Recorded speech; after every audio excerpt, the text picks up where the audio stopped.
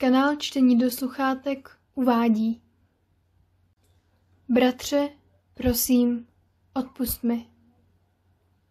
Fanfikce autorky kanálu. Obsahuje spoilery na knihy 6 vran a prohnilé město od Leigh Bardugo. Jordi.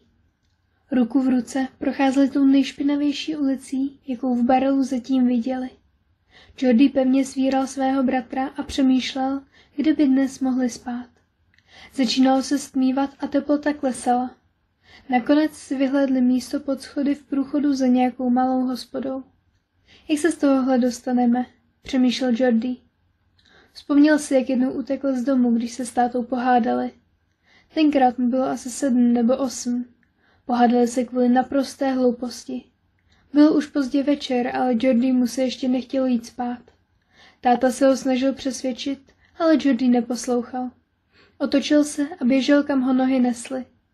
Táta nemohl běžet za ním, protože nemohl nechat 4letého Kaze doma samotného. Jakmile poprosil sousedku, aby na něj dohlédla, vydal se Jordiho hledat. Trvalo mu to celou noc. Jordi utekl do lesa, kde nakonec usnul. Tak ho táta našel úplně promrzlého a odnesl ho domů. Jordi se druhý den probudil ve své posteli, aniž by věděl, jak se tam dostal. Táta ho přivítal na snídani a řekl mu, jaký měl strach a že už tohle Jordi nesmí nikdy udělat. Ale nezlobil se. Jeho táta se nikdy nezlobil. Co by asi řekl teď? Co jsi to udělal, Jordi? Do jaké situace si sebe i bratra přivedl? Jenže teď už žádný táta nebyl. Nikdo je nenajde a neodvede domů. Už neměli žádný domov. Jordi si jasně pamatoval ten den, kdy našel svého tátu mrtvého. Nevrátil se na oběd a tak se ho vydali s Kazem hledat. Nejdřív zamířili k poli, na kterém táta ten den pracoval. Nikdy ho neviděli, ale jakmile přišli blíž, Jordi si přál, aby to neudělali. Pole bylo poseté tím, co z jejich milovaného táty zbylo, když ho rozdrtil vlastní pluh. Jordi stuhl šokem. To nemůže být pravda. Je to jen noční můra. Táta mě přijde vzbudit s tím velkým úsměvem, který jen málo kdy opouštěl jeho tvář, udělá k snídani vajíčka a pak mi zadá úkoly pro dnešní den. A až skončím, táta na mě zavolá. Pojď, Jordi, práce je hotová. Tati, tati, křičel Kaz. Jordi se snažil zakrýt mu výhled na hrůzostrašnou scénu, ale bylo pozdě. Kazi, podívej se na mě. Musíme pro někoho dojít, ano? Jordi, táta je... On je... Zlikal Kaz. Já vím, Kazi. To bude dobrý. Slibuju. Milosrdná lež. Jordi se rozhodl farmu prodat. Nemohl zůstat v domě s tolika vzpomínkami na tátu a navíc Jordi měl se svým životem jiné plány, než se stát farmářem. Jejich soused a tátův nejlepší přítel v jedné osobě se mu to snažil rozmluvit. Jordi, já chápu, že tu nechceš být, ale vaše rodina tužila po generace. Po generace asi nedosáhly jen pár kusů dobytka a několik malých políček, pomyslel si Jordi. Nahlas neřekl nic a soused pokračoval. Jste jen děti. Co chceš dělat, až prodáš váš dům? Půjdeme s Kazem do Ketterdamu. Jordi, je ti jen 13. Co budeš v Ketterdamu dělat? A co tam budeš dělat s Kazem? Ty si možná zvládneš najít práci, ale co on? Navíc v Ketterdamu kradou děti.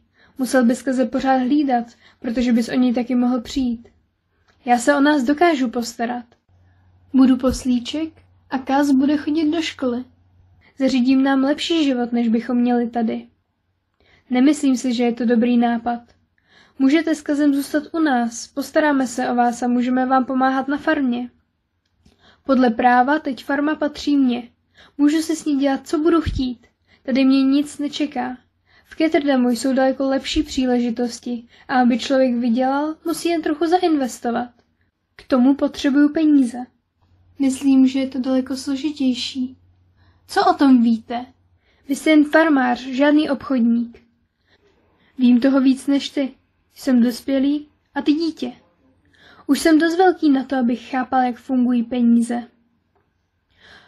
Soused nedokázal Jordiho přimět, aby si to rozmyslel. Kéžby ano. přál si Jordy. Nemuseli by se teď klepat zimou mezi odpadky, kdyby zůstali na farmě. Jordy si ještě nikdy tolik neuvědomoval, že je jen dítě. Jak si mohl kdy myslet, že může vůbec něco chápat? Jak to řekl pan Hercún? K úspěchu jsou potřeba správní přátelé a trocha štěstí. Jinde by tahle rada možná fungovala, jenže ne v Ketterdamu. Tady se člověk prostě nesmí zastavit před ničím, aby dosáhl svého. Jen člověk bez svědomí tu může přežít. Pan Hercún nemohl být něčím jiným, protože co za člověka by okradlo malé děti? Tady nestačí pouhé štěstí. Člověk musí být něčím, čím Jordy rozhodně není. Měl to vědět. Vždyť i Cas to věděl. Jordy mu se vybavovala jeho slova. Připadá mi to jako podvod. Cas tehdy nejspíš nemyslel samotného obchodníka, ale i tak měl pravdu. Jacob Hercún byl jeden velký podvod, který měl okrádat lidi, jako byl Jordy. Přišla dobrá příležitost. Kšeft, který musel zaručeně vyjít a Jordy na něm mohl jen vydělat. A tak Hercúnovým prostřednictvím investoval. Své peníze, investované i vydělané, už nikdy neviděl a už nejspíš ani neuvidí. Hercún zmizel. Jeho kavárna, kde s panem Hercúnem sledovali dění na burze, byla opuštěná. Jeho dům na Zelverstraat, ulici, kde žili úspěšní řemeslníci, advokáti, účetní, právníci a další středně bohatí měšťané, byl vyklizený. Pana Hercúna, jeho ženu Margit a dceru Saskiu nikdo neznal. Nikdo přece nemůže jen tak zmizet. Určitě se brzy vrátí a dají nám naše peníze, říkal si Jordy. Jenže nikdo se nevrátil. Nakonec jim došly peníze a byli vyhozeni z ubytovny, kde se usadili po příchodu do města. Jordy musel přijmout, že byl podveden. Co budeme dělat, Jordy? Zeptal se Cas ležící vedle něj, napůl přikrytý starými novinami. V očích se mu zračil strach. Jordy mu se zdálo, že si každou chvíli rozbrečí, ale znal Caze. Dokonce ani když byl malý, Cas neplakal. Křičel, ale neplakal. Bylo jen pár případů, kdy ho viděl plakat. Vždy to bylo pro mrtvé. Jejich stará kočka, tele, které se narodilo příliš brzy, sousedka s kapsami plnými sladkostí a nakonec táta. Nevím, ale určitě si poradíme. Nakonec to zvládneme, to ti slibuju. V noci Jordyho trápily strašné noční můry. Nepamatoval si, o čem se mu zdálo, ale muselo to být opravdu děsivé, protože ho nenechali vyspat. Dobrou polovinu noci poslouchal šplouchání vody v kanálu, který se táhl nedaleko od nich. Za svítání jeho mozek rezignoval. Jordy se konečně propadl do bezesného spánku, jen aby ho z něj zakrátko zase vytrhl pisklavý hlas. Ale, koho pak to tu máme? Jordy se probouzl jen pomalu a ještě pomaleji zpracovával, co před sebou vidí. Kluk ve špinavém oblečení s radostným úšklepkem na tváři. Mohl být zhruba v Jordyho věku, možná o něco starší. Za ním stáli další 4 chlapci. Všichni byli minimálně o půl hlavy vyšší než Jordy. Jejich celkové vzezření připomínalo bandity z románů, které Jordy tak rád četl. Ztratili jste se? Jestli pak víte, kde jste? Zeptal se kluk s pisklavým hlasem. V barelu? Jordy se snažil udržet svůj hlas pevný, nedat najevo strach, který cítil. Byl jednoznačně v přesile, Jordy k sobě navíc stiskl Caze. Jordy věděl, že Cas už je taky vzhůru, i když mu neviděl do tváře, protože se neodvažoval odtrhnout oči od party kluků před nimi. A víte, jak barel funguje? Jordy jen zavrtěl hlavou. Kluk pokračoval. Aha, takže nováčci. Měli byste vědět, že jste vstoupili na území Ostrých Racků. To je pro vás velice špatné. Povzdechl si, ale nezdálo se, že by je opravdu litoval. A co to znamená? Odvážil se Jordy zeptat. V barelu je několik gangů, vysvětloval kluk, jeho výraz se s každým slovem zdál škodolivější. Každý má svý území. Vstoupit na jedno z nich znamená koledovat si o problémy. Jeho slova zněla jako rozsudek. Myslím, že bychom jim to měli názorně ukázat, aby si to pro příště zapamatovali. Co myslíš, Axle? Zeptal se jeden z kluků. Přeletával lačným pohledem mezi Jordym s Cazem a klukem s pisklavým hlasem, Axlem. My jsme nevěděli, že to tady někomu patří. Co kdybychom prostě jen odešli a... Odešli? Vyprskl Axel pobaveně. A jak by to asi vypadalo, kdyby jsme pustili každýho narušitele? Sem si nemůžeš jen tak nakráčet a neočekávat následky. Prosím, lesl Jordi, když se kluci začali přibližovat. Roztřásl se. Cítil v očích slzy, ale přinutil se je potlačit. Nesmíš brečet, Jordi. Neměli jak utéct. Byli obklíčeni. A pak tu byl malý Cas, který by určitě nedokázal s Jordím udržet krok. Je celkem sladký, jak prosíš, zasmál se Axel. Možná bychom vás nechali být, zvlášť když máš tak roztomilýho brášku, jenže moji hoši se strašně nudí a co bych to byl za vůdce party, kdybych jim nedopřál trochu zábavy. Jako na povel se na ně vrhli. Axel vytrhnul Caze Jordimu z náruče. Cas křičel a snažil se vysmeknout. Pral se tak urputně, že Axelovi musel přijít na pomoc jeden z jeho kumpánů. Jordi chtěl Caze zachránit, ale zbylí kluci mu zastoupili cestu. Jeden z nich byl i kluk s lačným pohledem. Až teď Jordimu došlo, čeho se ta lačnost týkala. Násilí. Dva srazili Jordiho k zemi a drželi ho, zatímco třetího byl a kopal. Takovou bolest Jordi ještě nikdy necítil. Na okraji svého vnímání, značně otupeného bolestí, slyšel smích, hlasitý výkřik až plouchnutí vody. On sám křičel a prosil, aby ho nechali být. Jordi měl podezření, že musel ztratit vědomí, protože si nevšiml, kdy bytí přestalo. Jediné, co věděl, bylo, že najednou otevřel oči a kluci byli pryč. Jordiho bolelo celé tělo a měl pocit, že za pár hodin bude celý pokrytý modřinami. Pomalu, jak jen mu to bolest dovolovala, se posadil. Rozhlédl se kolem sebe. Nikde nikdo. A pak mu to došlo. Adrenalin mu projel celým tělem. Na bolest zapomněl ve zlomku vteřiny. Vyskočil na nohy a znovu se rozhlédl kolem dokola, aby si potvrdil, co viděl. Nebo spíš neviděl.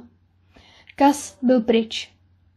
Jordiho mysli se zmocnila panika, takže skoro přeslechl tiché sténání až plouchání vody, které musel poslouchat půlku noci a které se teď zdalo hlasitější, i když byl Jordi od kanálu pořád stejně daleko.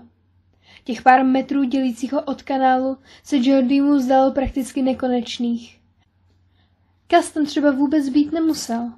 Nebo tam byl, ale utopil se, protože Jordi byl v bezvědomí a Cas se sám na břeh nedostal. Nebo ho prostě utopili ti kluci, jako to někteří jejich sousedi z okolních farem dělali s koťaty. Bylo tolik možností. Jordi si nebyl jistý, jestli by dokázal dál žít, kdyby... Ne, nad tím ani nepřemýšlej, Jordi. Vrhl se k okraji kanálu. Hladina vody byla necelý metr pod ním. Cas, živý a zdravý, tam plaval a zároveň se snažil vyškrábat nahoru, jenže byl moc malý. Hlavou mu proletla jediná myšlenka. Kdybych tu nebyl, Cas by se z vody nikdy sám nedostal. Cazi, podej mi ruku, křikl Jordi. Naklonil se, co nejvíc to šlo, popadl Cazovu ruku a vytáhl ho. Cas byl úplně promáčený, černé vlasy se mu lepily k čelu, oblečení bylo nasáklé vodou a nejspíš by ho brzy stáhlo ke dnu, kdyby Cazi nenapadlo svléknout si kabát, který teď plaval na hladině kanálu. Mokrý je stejně k ničemu, uvažoval Jordi. Sebrali mi boty, postižoval si Cas. Zvládneš to bez nich? Cas se mohl utopit, ale je naštvaný kvůli botám. To je přesně on, napadlo ho. Jistě, že to zvládnu.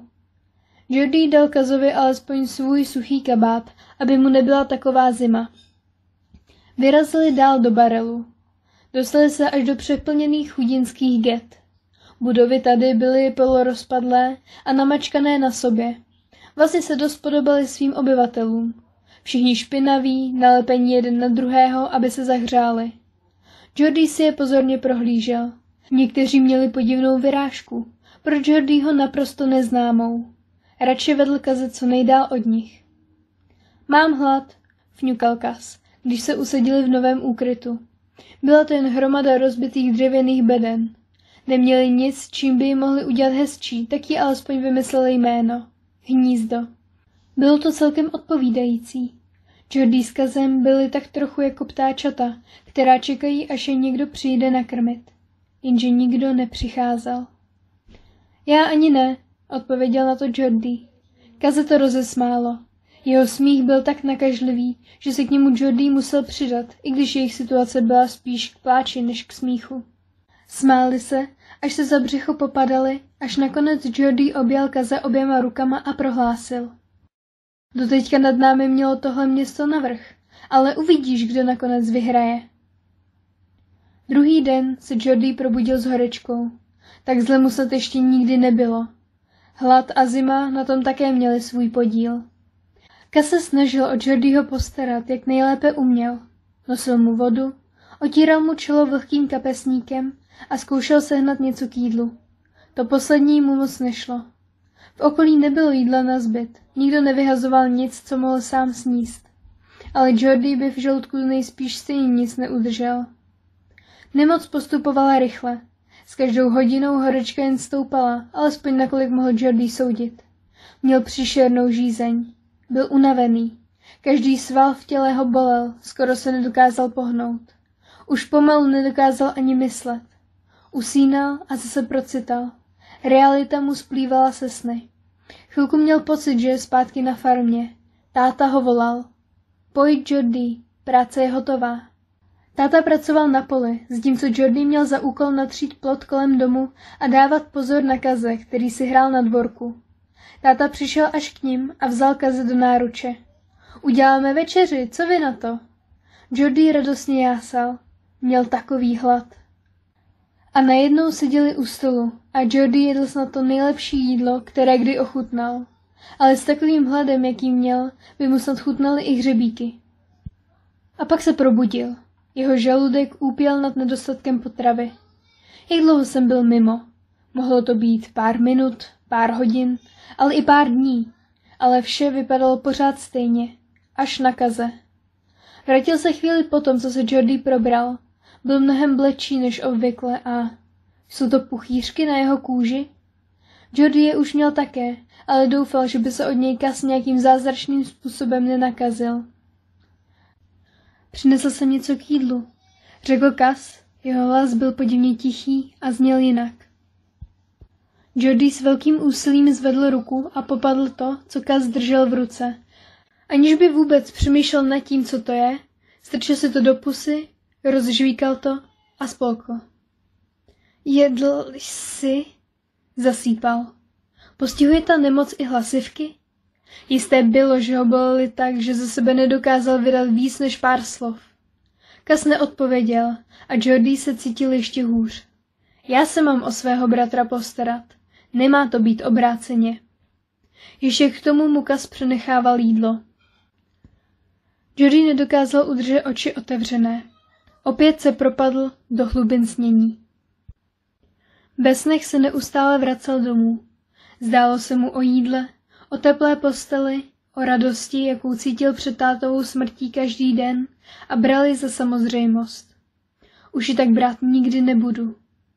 Besnech utíkal do svých vzpomínek.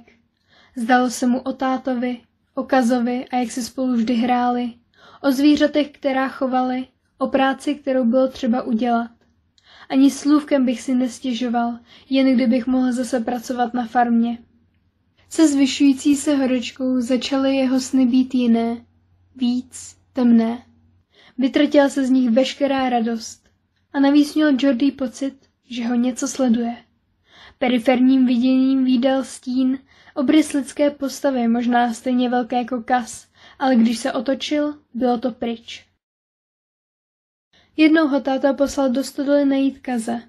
Bylo to jeho oblíbené místo na schovávání. Jordi na něj volal, ale Kaz mu neodpověděl. Jordi si nebyl jistý, že ho najde, protože stodola byla obrovská a Kaz byl mistr ve schovávání. Přesto pokračoval dál. Ve stodole bylo šero, ale když si Jordiho oči konečně zvykly, rozeznal v jednom z rohů obrys lidské postavy. Vydal se k ní. Takže ses rozhodl ukázat? Zeptal se Jordi. Už měl bratra skoro na dosah ruky. Já se před tebou neschovával, Jordi. Už se ho skoro dotkl, když k němu stín z prutka otočil hlavu. Místo Kazových hnědých očí na Jordiho zíraly rudé oči démona. Ty by ses měl schovat. Přede mnou. Dřív než stačil Jordi jakkoliv zareagovat, Stínový démon po něm skočil. Náraz na zem byl tvrdý. Bolest Jordyho oslepila a tak mohl pouze cítit váhu, která ho přišpendlila k zemi. Démonovi drápy se mu zarývaly do nadloktí. Něco lepkavého, co Jordy odhadoval na sliny, mu kapalo na obličej. Jordymu se konečně povedlo zaostřit na tu věc nad ním. Démon na něj upíral oči plné nenávisti a vrčel jako vzteklý pes. Jordy mu blesklo hlavou, že mu snad prokousne hrdlo, ale démon se ani nepohnul. Prostředí kolem nich se začalo proměňovat. Studula zmizela a nahradili jejich úkryt v barelu, hnízdo. Kromě nich tam nebyl vůbec nikdo, takže nemělo smysl volat o pomoc. V tomhle městě by to bylo stejně zbytečné. Ani kdyby mě někdo slyšel, nepomohl by mi. Je to všechno tvoje vina. Jestli měl démon nějaká ústa, nepohnul jimi. Přesto Jordy jasně slyšel ten tichý, chraplavý hlas, který zněl ještě hrozivěji, než kdyby démon křičel. Myslel jsi, jak jsi chytrý, chytřejší než systém. Myslel jsi, že jsi přišel na způsob, jak všechny obelstít a rychle zbohatnout, že ano? Teď už nejsi tak domýšlivý. Jordy nedokázal odpovědět. Démon, který ho pronásledoval v předchozích snech, pokračoval. Řekni něco, nebo se nikam nedostaneme. Naklonil se blíž k Jordymu. Jordy usilovně hledal slova. Já nechtěl. Myslel jsem, že to pro nás bude nejlepší. Démon vydal zvuk, který Jordy nedokázal identifikovat. Pro vás? Nebo jen pro tebe? Nepředstírej, že jsi nemyslel hlavně na sebe, když jsi se rozhodoval. Máš pravdu, řekl Jordy. Ale to neznamená, že jsem to neudělal i proto, abych Kazovi zlepšil život. A jak to dopadlo, Jordy? Podvedli mě. Mohlo se to stát každému, bránil se Jordy. A byl jsi poctivý, Jordy? Nebo si hledal zkratku jako každý, kdo přijde do Ketterdamu? Démon se odmlčel a čekal na Jordyho odpověď, kterou bylo pouze ticho. Postivce neoškubeš. To by si měl zapamatovat. Jistě, že jsem hledal zkratku. Jak jinak by se asi obyčejní lidé mohli bez trochy pomoci dostat nahoru? Nemám právo využít příležitost? Vždyť jsem byl poctivý. Jsem dobrý člověk. Démon opět vydal ten neidentifikovatelný zvuk. On se snad smál? Jsi dobrý člověk, Jordy? Protože ti něco povím. Naklonil se tak blízko, že by Jordy mohl cítit jeho dech, kdyby ta nestvůra dýchala. V Ketterdamu žádný dobrý lidi nejsou. Zdejší podnebí jim nesvědčí. Jordy se zachvěl. Nikdy jsem nikomu neublížil, koktal. A co tvůj bratr? Ani tomu? Dorážel démon. Kazovi bych nikdy neublížil. Vždyť on je to nejdražší, co na světě mám. Zničil si mu život. A to nejhorší, co na něj čeká, ještě přijde. Ty to víš, Jordy. Já vím, že to víš. Tuším, pomyslel si Jordy. Puchýřky, únava, bledá kůže, dřív nebo později spalující horečka. A pak přišla představa toho nejhoršího, co Jordyho mysl dokázala vytvořit. Snažil se ji ze všech sil potlačit. Tohle jsem nikdy nechtěl. Jordyho hlas zněl slabě. Nechtěl jsi? To má být omluva? Zavrčel démon. Nenávist v jeho očích zaplála novým plamenem, mocnějším než kdy předtím. Stíny tvořící démonovo tělo se rozrostly a rozprostíraly se po celé uličce na důkaz démonova hněvu. V jednu chvíli měl Jordy pocit, že se ve stínech snad utopí, a ve druhou je démonovo tělo opět pohltilo do sebe a démon začal běsnit. Řval, skákal po celé uličce a ničil vše, co mu přišlo do cesty. Ale Jordy mu neublížil, i když byl očividně naštvaný na něj. Jordy se posadil a mohl pouze sledovat celé řádění. Stejně rychle, jako začal, démon i skončil. Už se smrákalo, když Cas Jordyho probudil. Jordy, oni vezou mrtvoly. A ukázal na člun, na němž stáli 3 muži. Jeden člun řídil, ostatní na něj s pomocí háků a dlouhých lopat nakládali mrtvolu, o které mohl Jordy přísahat, že ráno tam ještě nebyla. Byla pokryta stejnými velkými puchýři, jako ti nebožáci, které viděli předchozí den. Přidali k hromadě dalších těl. Muži, ženy, děti. Nemoc si nevybírala. Jordy pomyslel na všechny ty lidi přitisknuté jeden na druhého. Velké skupiny tuží na co nejmenším prostoru. Jak rychle se v takových podmínkách může nemoc šířit? Nemohl odtrhnout oči. Tak hrůzostrašný to byl pohled. Myslel jsem, že byl jediný, zašeptal Cas. Ten muž, kterého nakládají. Myslel jsem, že byl jediný. Jordy k sobě bratra přitiskl, jak mu to síly dovolovaly. To bude dobrý, Cazi. My to zvládneme. Věděl, že jeho hlas nezní přesvědčivě. Nemocné hlasivky tomu nepomáhaly. Jeho nejdražší bratříček, vždy upřímný, jen přikývl. Koho chceš uklidnit, Cazi? Mě? Sám sebe? Protože z tohohle pekla vede jediná cesta a ty jsi příliš chytrý, než abys to nevěděl. Měl by se znova napít, řekl Cas. Vyvlékl se z Jordyho obětí a byl pryč. Jordy nedokázal zůstat vzhůru, i když se snažil počkat, než se Cas vrátí. Opět snil o farmě. Společně s Casem pobíhali po dvoře a smáli se. Pak uslyšel chraplavý hlas. Volal Jordyho jméno. Jordy šel za ním a Caze nechal za sebou. Ani se za ním neohlédl. Hlas ho dovedl až do hnízda, kde našel. Ne, to není pravda. To nemůže být pravda. On je přece v pořádku. V bezpečí. Jenže to, co Jordy viděl, se nedal popřít. Jordy padl na kolena vedle Casova těla. Plakal. Nedokázal svého bratra ochránit. Svět se měl správně zastavit, jenže se tak nestalo. Cas už nežil, ale čas plynul dál. Jordy nedokázal říct, jak dlouho tam klečel. Nakonec ale Casovo tělo zmizelo, stejně jako s časem mizí všechno. A Jordy plakat přestal. Už mu žádné slzy nezbyly. Nedokázal vstát a tak se posadil a zády se opřel o zeď. Nemohl odejít a nechat za sebou to prohnilé město, ve kterém končila většina jeho posledních snů. Město, kde končí životy, poznamenal si pro sebe. I jeho životu nejspíš skončí. A Casův taky. Už ti to došlo, Jordy? Zeptal se chraplavý hlas, patřící jedině démonovi. Jordy nedokázal myslet. Měl pocit, jako kdyby byla jeho hlava plná pavučin. Byl tak unavený. Zavřel oči a doufal, že se probudí. Chtěl se vrátit domů. Nezvládl rozlišovat realitu od snů. Věděl, že před ním klečí démon, ale nedokázal říct, jestli je skutečný. Démoni neexistují, říkával táta, když Jordy nechtěl spát ze strachu, že by mohli vylézt spod postele. Jenže tenhle démon vypadal tak skutečně a opakoval jeho jméno. Znovu a znovu a znovu. Jordy. Sladký a vábivý hlas.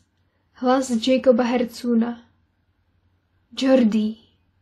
Hlas, který patřil jedině démonovi. Chraplavý, jako když tře kamenem o kámen, pomyslel si Jordy. Jordy. Jako zvířecí zavrčení. Jako smečka vlků těsně před útokem na svou kořist. Hrůzný chorál stovek hlasů. Jordy. Tichý hlas. Jordy se probral a místo démona před ním klečel Cas. U rtů mu držel misku. Voda v ní byla špinavá, Cas ji musel nejspíš nabrat z kanálu, ale Jordy mu to bylo jedno. Měl příšernou žízeň a tak pil, dokud v misce nic nezůstalo. Cas už nedokázal vstát. Měl horečku stejně jako Jordy a třásl se zimou. Choulil se k Jordymu ale Jody dokázal vnímat jen jeho příliš teplé tělo a palčivou žízeň, která se brzy dostavila. Chtěl obstarat vodu, oplatit Kazovi jeho péči, ale jeho svaly protestovaly i při nejnepatrnějším pohybu. Přemýšlel, za jak dlouho asi umře. Chtěl umřít. Chtěl vidět svého tátu. Chtěl, aby ta mučivá bolest odezněla. A chtěl, aby ten stínový démon, který mu znovu a znovu připomínal, že to všechno je jeho vina, konečně zmizel. Ale nemohl tu přece Kaze nechat samotného. Už byl sobecký dost. Vytrhl Kaze z jediného domova, který znal. Jody nemohl zemřít a opustit ho uprostřed neznámého města. Démon teď k Jodymu kráčel neslyšnými kroky. Stíny pokrývaly celou jeho postavu. Co tě nezabije, to tě posílí, Jody. A v tomhle případě, no, nech se překvapit. Co tím chtěl říct? Že má Jody ještě naději? Mohl by se uzdravit? Démon se posadil před něj. Stíny se v místech, kde by měla být ústa, zvlnily do smutného úsměvu. Hněv z předchozích setkání byl teď pryč. Co jsi zač? Zeptal se Jody. Proč mají lidé potřebu vše pojmenovávat? Budeš se bát méně, když bych ti to řekl? Smál se démon. Třeba tě budu děsit víc, když to budeš vědět. Jsi vůbec skutečný?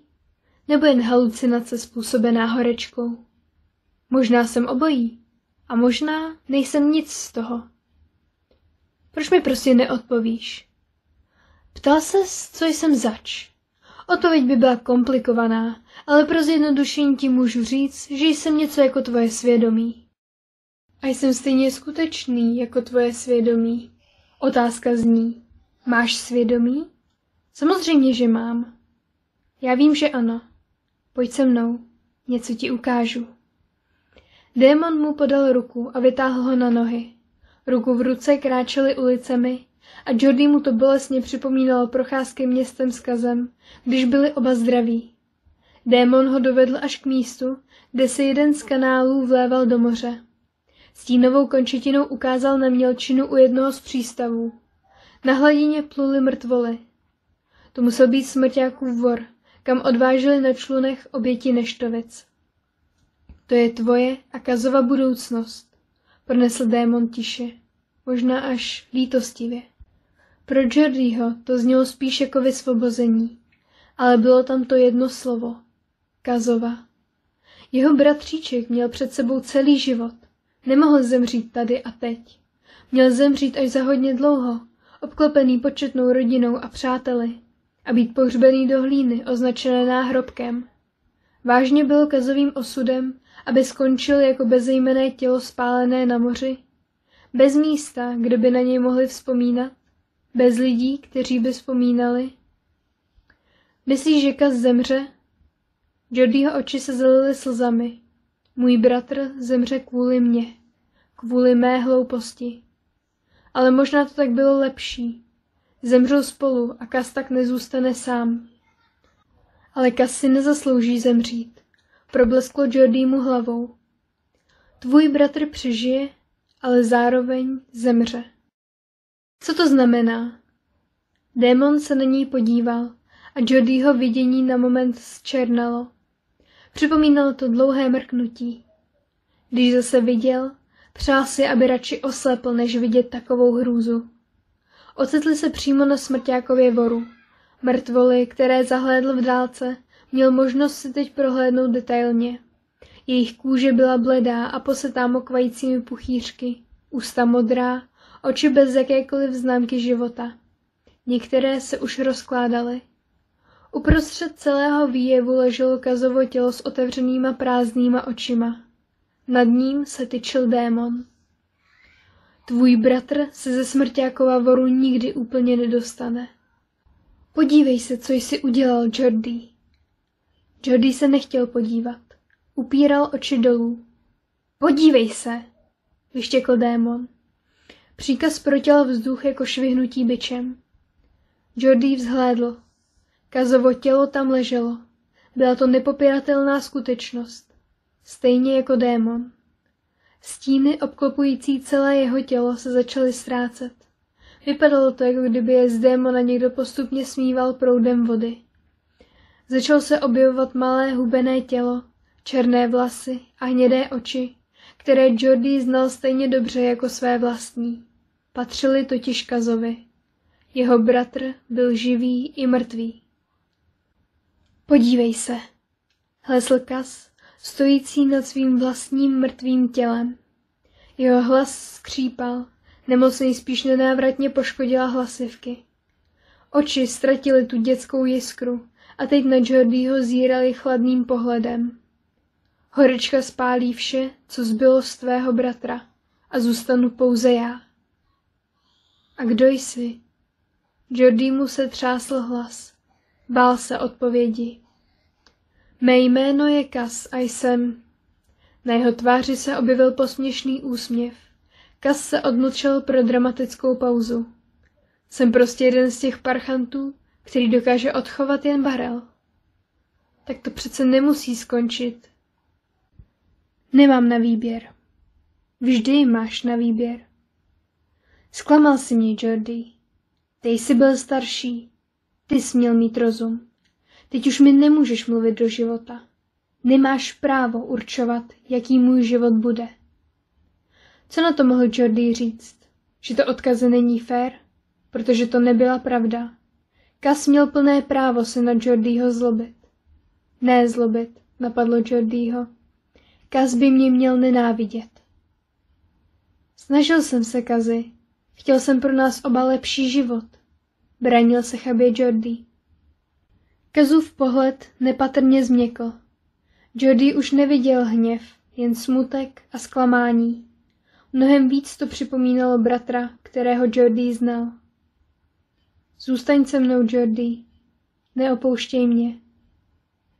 Kazovi oči se zalily slzami, ale Jordi věděl, že jeho bratr je neprolije. Jordiho mysl už nedokázala ustát tu snovou halucinaci. Snažila se ji potlačit.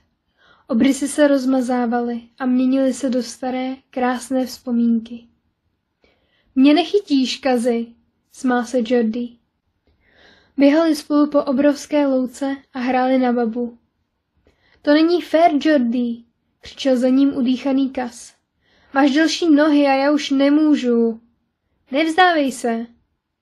Jordi doběhl až ke stromu, na který s oblibou šplhal. Už od začátku byla tahle hra nefér, tak proč to teď měnit? Vyšplhal na strom a usadil se v jeho koruně. Kaz doběhl jen chvíli na to. Vzhlédl a zamračil se. No tak, Kazi, pojď sem nahoru za mnou. Víš, že nemůžu, Jordi. Proč ne? Kazův výraz se z ničeho nic změnil. Tohle už nebyl Kaz, kterého Jordi znal. Byl to Kaz ze Smrťákova Voru. Já nemůžu, Jordi. Někdo musí zůstat tady. Někdo bude muset zaplatit. A budu to já a Hercún. Jordi slz dolů rychleji než kdy předtím. O čem to mluvíš? Zeptal se roztřeseným hlasem. Poklekl před svého bratra, aby jejich oči byly ve stejné úrovni. Kazův obličej neprozrazoval žádnou emoci. Odejdeš, Jordi. Vím to a ty taky. A to strašné, prokleté město nakonec zničí každého. Ty bys nikdy nezvládl tohle prohnilé město přežít. Já to dokážu, i když mě to bude něco stát. Neopustím tě. Jordi mu položil ruce na ramena ve snaze uklidnit sám sebe i Kaze. To není na tobě, odtušil Kaz chladně. Z jeho očí se vytratila ta veselá jiskra, kterou Jordi tak důvěrně znal. Musíš jít. Už je čas. Kaz ho vzal za obě zápěstí a stáhl si jeho ruce z ramen. Ne, Kazi, nenechám tě tu. Jordi mu stékaly po tvářích slzy. Jeho malý bráška stál před ním a díval se na něj s tím chladným pohledem. Pak se lehce usmál, ale byl to spíš smutný a soucitný úsměv. Nenecháš mě tady. Rozhlédl se po obrovské slunné louce. Ale kéž by to tak bylo. Kéž bychom zůstali na farmě. Odteď pro mě bude jediným domovem Ketterdam. Kazi, Jestli se uzdravíš, můžeš se vrátit na venkov. Nemusíš přece zůstat v Ketterdamu. Ty to zvládneš. To bys udělal ty, Jordi. Já nejsem jako ty. Jordi chtěl něco namítnout, ale Kaz ho přerušil. Podívej, naučil jsem se ten kouzelnický trik. Vykřikl tak náhle, až sebou Jordi trhl. Ta dětská radost projasnila Kazovi rysy. Vypadal zase jako předtím, než se to všechno tak pokazilo. Před tím nejhorším nápadem, jaký kdy Jordi dostal. A před smrtí jejich otce. Kaz vytáhl minci. Dívej se, promluvil potichu, jako kdyby chtěl Jordimu svěřit tajemství. Pamatuješ na toho kouzelníka, kterého jsme viděli na východním nábřeží? Jordi přikývl. Kaze ten kouzelník zcela uchvátil. Pořád se snažil přijít na to, jak jeho kouzla fungují. V jednu chvíli byla mince v Kazově ruce a pak byla pryč. Pochopil jsem to, Jordi. Všechno je jen trik. Jordi věděl, že Kaz už nemluví o zmizení mince. Kazova ruka přijala po prázdných prstech druhé ruky, které původně svíraly minci, a ona se zase objevila. Tak jednoduché to je. Kaz se usmál, jeho úsměv byl ostrý. Kazova dětská část se opět vytratila. Všechno je jen trik, podvod, lež. Proto bys v Ketterdamu nikdy nepřežil, Jordi. Byl jsi až moc skutečný. Ale co ty, Kazi? Vzlikl Jordi. Vím, čím se musím stát, abych přežil. A taky to udělám. Ale ty už to neuvidíš. Musíš odejít. Podíval se Jordimu zpříma do očí. Čekal. Můžu tě ještě obejmout? Naposledy? Naposledy, souhlasil Kaz. Když ho Jordi objal, Kaz se ani nepohnul, aby mu to opětoval. Jordi mu to připadalo, jako by objímal kamennou sochu. Mám tě rád, bratříčku, zašeptal Jordi, s tím, co jeho slzy smáčaly Kazovo rameno. Kaz neodpověděl. Promiň, že jsem tě zklamal, Kazi. Můžeš mi to někdy? Jordi mu selhal hlas. Jak myslíš, že to vypadá, když někomu odpustím, Jordi? To už nebyl jeho bratr. A přece ano. Jeho malý Kaz, který už nebude moct být malým chlapcem, pokud bude chtít přežít. Stane se tímto stvořením, víc nestvůra bez emocí než člověk. Jordi doufal, že si Kaz zachová dostatek ze své lidskosti, aby se Jordiho bratr úplně nestratil. Kazi, prosím, odpust mi. S Bohem, Jordi. Kaz se začal před jeho očima vytrácet. Stejně tak strom a louka. Vše se začalo měnit zpátky na Ketterdam. Kaz spal vedle něj. Horečka ho sužovala stále víc, ale pořád žil. Je silný a chytrý. Jestli někdo přežije, bude to Kaz. Jordi měl najednou pocit, jako kdyby ho nemoc opustila. Nic ho nebolelo a hlavu měl čistou, jako oblohu bez mráčků. Z místa, kde ležel, viděl smrťákův vor a hrobaře nakládající mrtvoly. Byla jich celá hromada, většinou oběti stejné nemoci, jakou dostal Jordi s Kazem. Udělají to stejné i s ním, až zemře? A co Kaz? Jak moc budou hrobaři zkoumat, kdo je skutečně mrtvý? Kaz nezemře, to se prostě nestane. Kaz je bojovník, vždy jim byl. Skutečně ho naloží spolu s ostatními, jak předvídal démon? Skutečně se probudí, obklopený mrtvými těly, vedle mrtvoly vlastního bratra? Jaký dopad to bude mít na jeho 9letou mysl? Nejspíš to jeho malý bráška zjistí. Co jsem to jen udělal? Neměli jsme nikdy odcházet. Jeho myšlenky se upínaly ke Kazovi. Jordi přemýšlel, jak si jeho bratr poradí. Bude úplně sám a ve městě, které se s lidmi nemazlí. Co všechno bude muset pro své přežití udělat? Bude podvádět? Krást? Zabíjet? Najde si tu přátele? Možná dokonce dívku, se kterou stráví zbytek svého snad dlouhého života? Koupí si dům s bílým laťkovým plotem?